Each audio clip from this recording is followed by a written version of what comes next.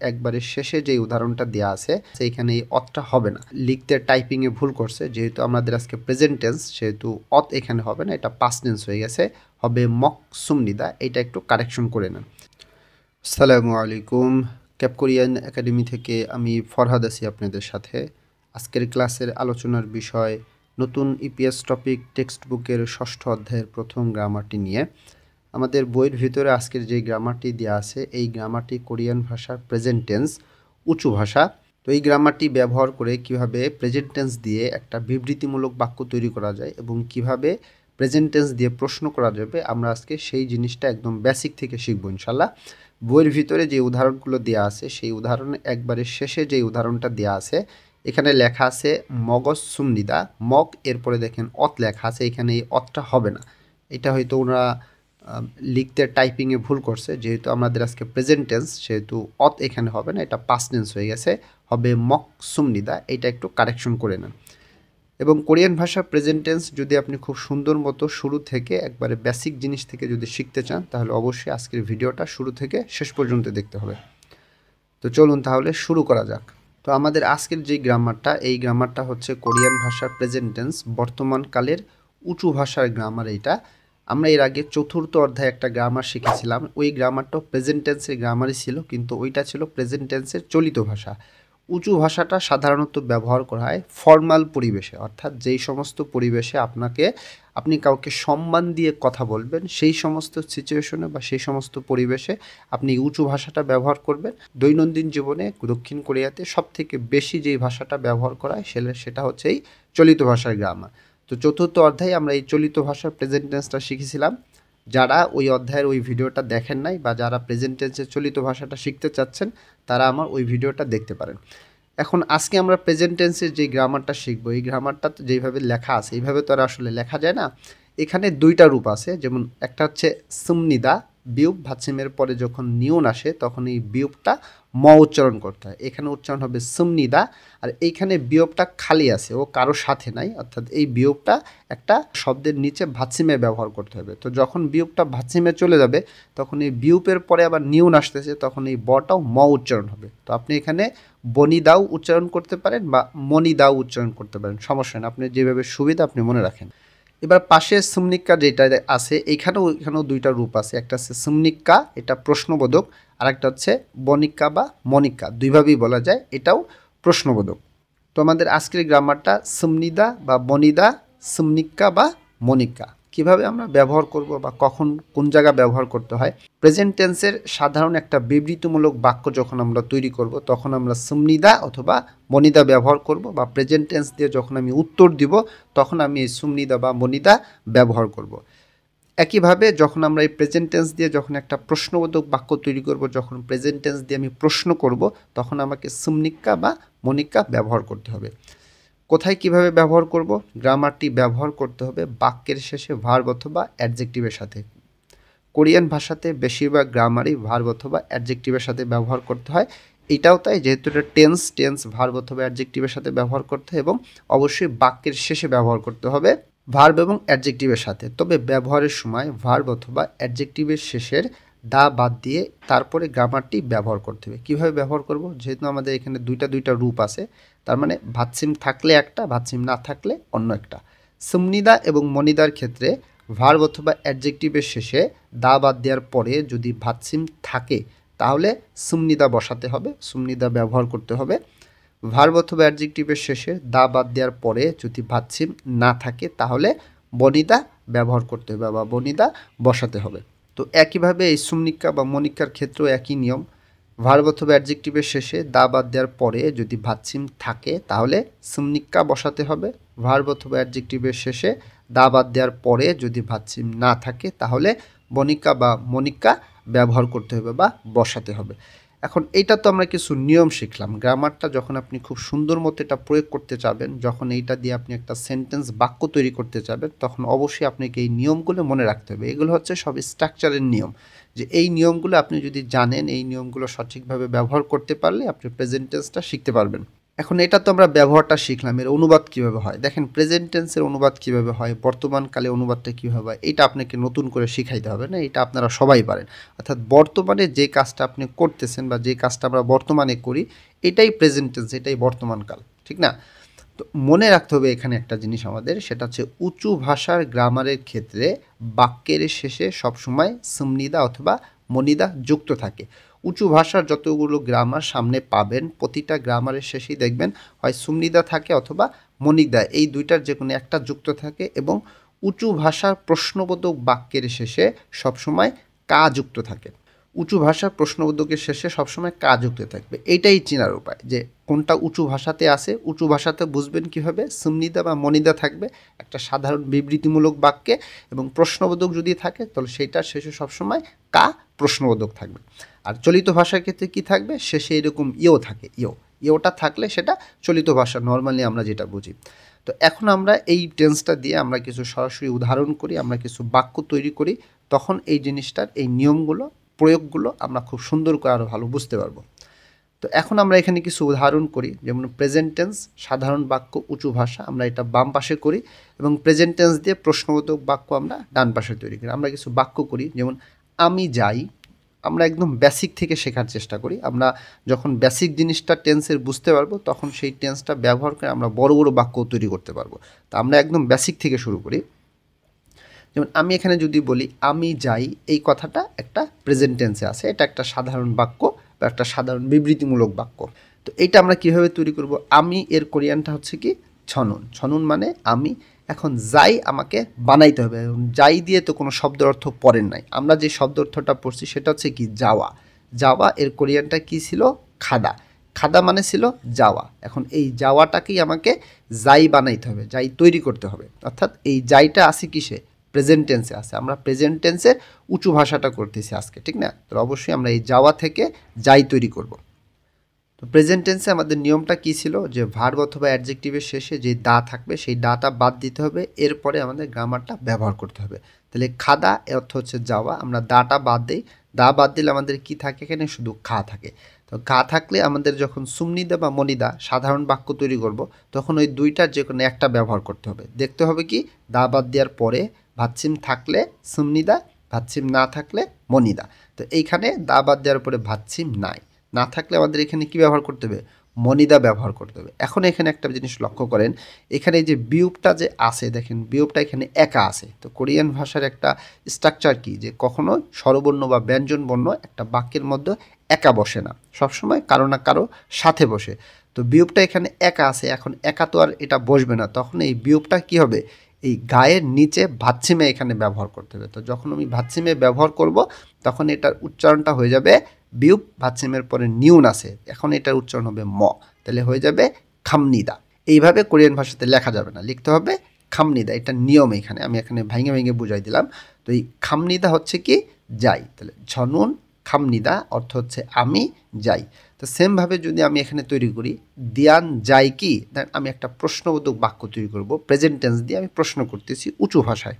তাহলে দিয়ান যাই কি, আমি এটাকে প্রশ্ন করব, তাহলে আমি প্রথমে লিখি দিয়ানি, আমি এখানে ই দিলাম, ভাচ্ছিম আছে, দিয়ানি অর্থ হচ্ছে দিয়ান। এখন যায় কি, এইটা আমাকে বানাইতে হবে, তাহলে এই সেম ক্ষেত্রে এটাও প্রশ্নবোধক করতে হবে। তাহলে আমার মূল এখানে শব্দটা হচ্ছে কি যায়।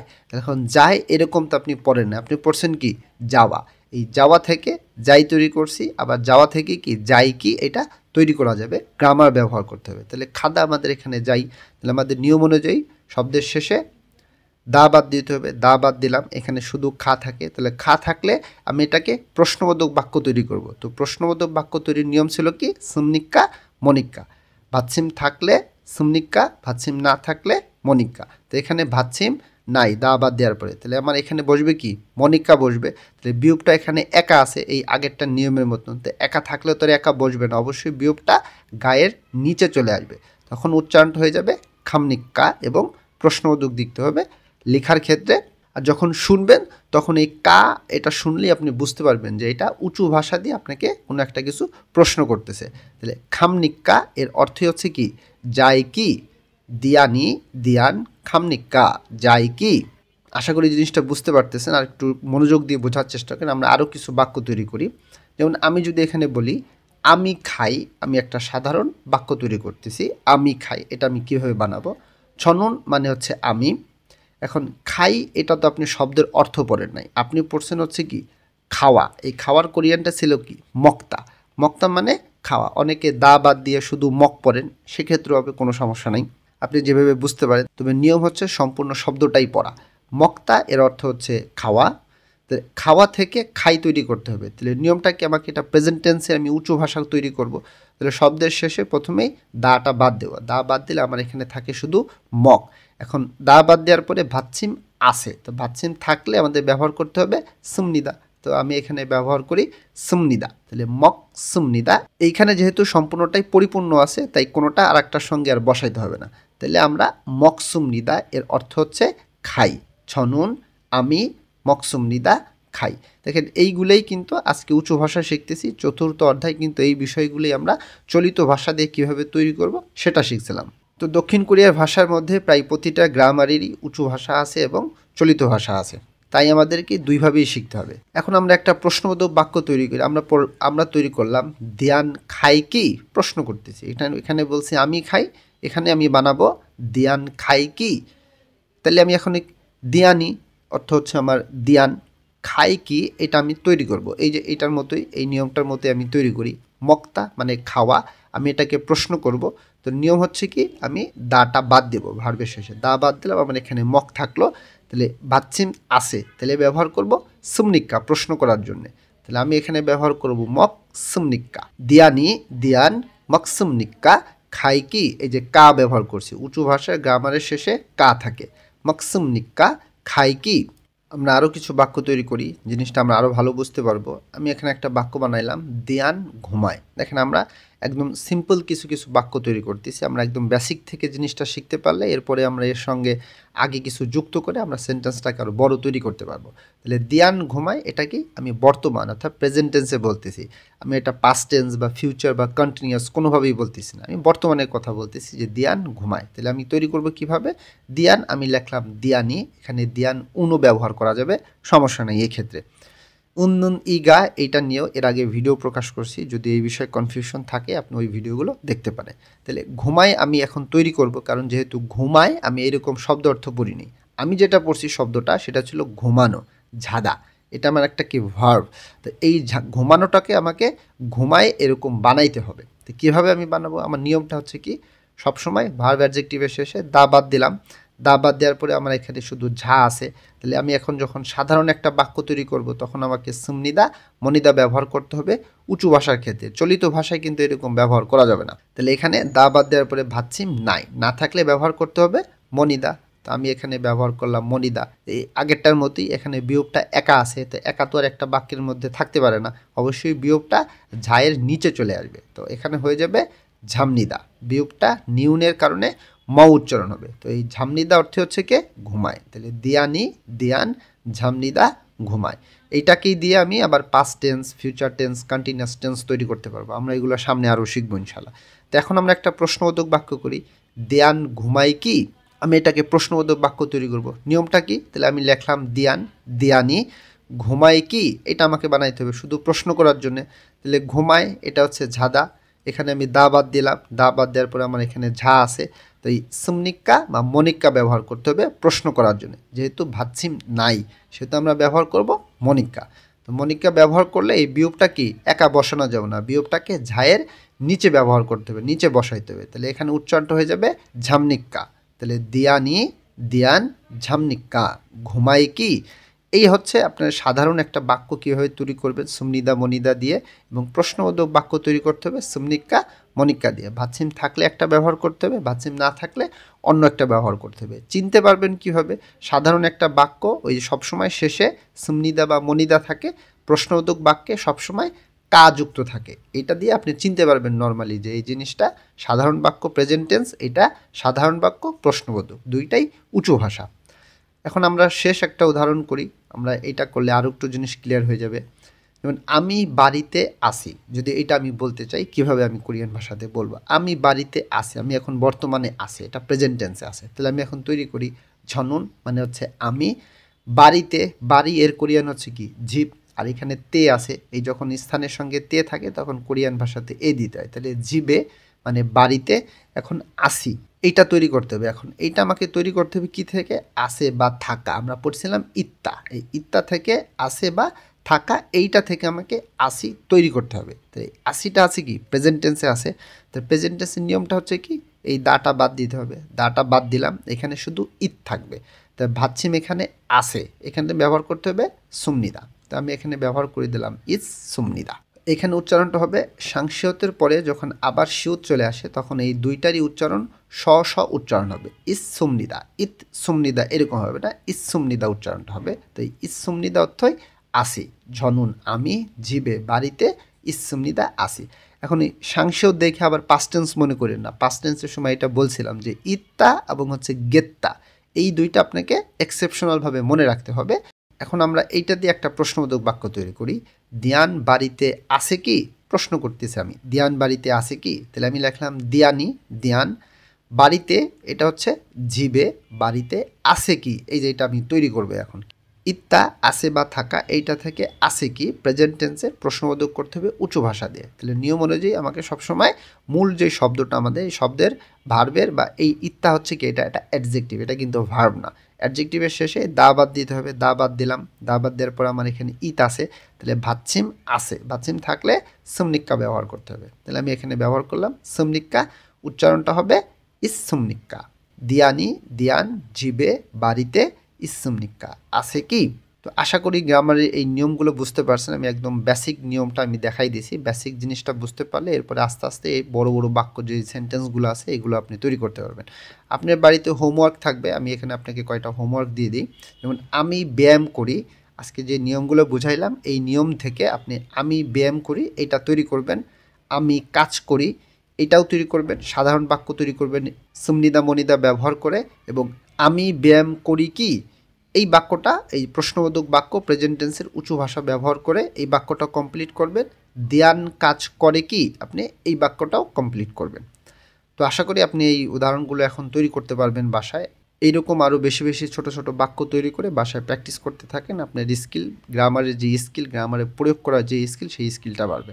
এবং আজকের এই ক্লাসের এই কোনো একটা নিয়মের বিষয় যদি আপনি কোনো জায়গায় বুঝতে না পারেন অবশ্যই আপনি সেটা কমেন্ট করে জানাবেন, আমি আপনাকে উত্তর দেওয়ার চেষ্টা করবো ইনশাল্লাহ। তো বইয়ের ভিতরে আমাদের কিছু উদাহরণ দেওয়া আছে, উদাহরণগুলো খুব সহজে করতে পারবেন। আগে গ্রামারটা খুব ভালো করে শেষ করবেন, যে হোমওয়ার্কটা দিলাম সেটা শেষ করুন, এরপরে এই বইয়ের ভিতরে হোমওয়ার্কটা করবেন। কি লেখা আছে? ফগি উদাহরণ, ওয়া খাচ্ছি এর মতন, উদাহরণের মতন, মুঞ্জা আঙুল বাক্য সুসেয় লেখুন। উদাহরণের মতো বাক্যটা কিভাবে লিখবেন? উদাহরণে কি লেখা আছে? থিনু শিনুন মানে থিনু সাহেব থেল্লে বিজনুল টেলিভিশন ফোয়ায়ো দেখে। এই যে ফোয়ায়ো এটা আয়ো অয়ো, এটা হচ্ছে প্রেজেন্ট টেন্সের চলিত ভাষা দিয়ে লেখা আছে। উদাহরণে দিয়েছে চলিত ভাষা দিয়ে, আপনার করতে হবে সেটাকে উঁচু ভাষা। আজকে যে গ্রামারটা উঁচু ভাষায় শিখছেন, এই যেখানে ছিল ফোয়ায়ো এখানে আছে কি ফমনিদা, দা বাদ দেওয়ার পরে এখানে শুধু ভো ছিল, এই জন্য এখানে ফমনিদা ব্যবহার করছে। তো উদাহরণের মধ্যেও দেখেন এখানে শেষে দেওয়া আছে হেয়, আপনার আগে কোনো কাজ নাই, শুধু এই শেষে যেখানে চলিত রূপটা দেওয়া আছে আপনার কাজ হচ্ছে চলিত রূপ বাদ দিয়ে আপনি আজকে যেটা শিখছেন উঁচু ভাষার উঁচু রূপটা লিখে দেবেন। কীভাবে লিখবেন? এই যে লেখেন ফোয়াং শিনুন, সেম জিনিস লিখছি, ঝিগুম এখন, মুয়া এখানেও লিখছি মুয়া, এখানে ছিল হেয়, চলিত ভাষা দিয়ে আমি এটাকে করছি হামনিক্কা। তা আপনার কাজ হচ্ছে এই যে বাকি যেগুলো উদাহরণ আছে প্রত্যেকটার সঙ্গে চলিত ভাষা ব্যবহার করা আছে, আপনি এগুলোকে চলিত ভাষার পরিবর্তে উঁচু ভাষা ব্যবহার করবেন। ওকে, আমরা এর নিচে আর একটা উদাহরণ আছে সেখানে চলে আসি। লেখা আছে ফগি উদাহরণ, ওয়া খাচ্ছি এর মতন, থে হওয়া কথোপকথন, হে বসেও করে দেখুন। এটা হচ্ছে আপনার স্পিকিংয়ের স্কিল বাড়ানোর জন্য এটা দেওয়া হয়েছে। দেখুন আছে 7টা PM, সে কী করতেছে এখানে খাইতেছে। এই যে এখানে সুমনিদা, এখানে যে সুমনিক্কা ব্যবহার করছে, আজকে যে গ্রামারটা শিখছেন ওইটাই। তো এইভাবে আজকের এই টেন্সটা ব্যবহার করে এখানে পিকচারে যেটা দেখা যাইতেছে সেই জিনিসগুলো আজকের প্রেজেন্ট টেন্সের এই উঁচু ভাষাটা ব্যবহার করে এই বাক্যগুলো কমপ্লিট করবেন। তো আশা করব ক্লাসটা বুঝতে পারছেন। আরও ভালোভাবে বোঝার জন্য প্রয়োজনীয় ভিডিওটি আরেকবার দেখেন। তো আজকের ক্লাস এই পর্যন্তই। পরবর্তী ক্লাসে এই অধ্যায়ের যে বাকি বিষয়গুলো আছে সেই বিষয়গুলোর উপরে ভিডিও করে দেবো ইনশাল্লাহ। তো আশা করি আমার সাথেই থাকবেন। আমার সাথে থাকলে, পাশে থাকলে আপনার কিছু না কিছু উপকার করবই করব ইনশাল্লাহ আজিজ। আল্লাহ হাফেজ।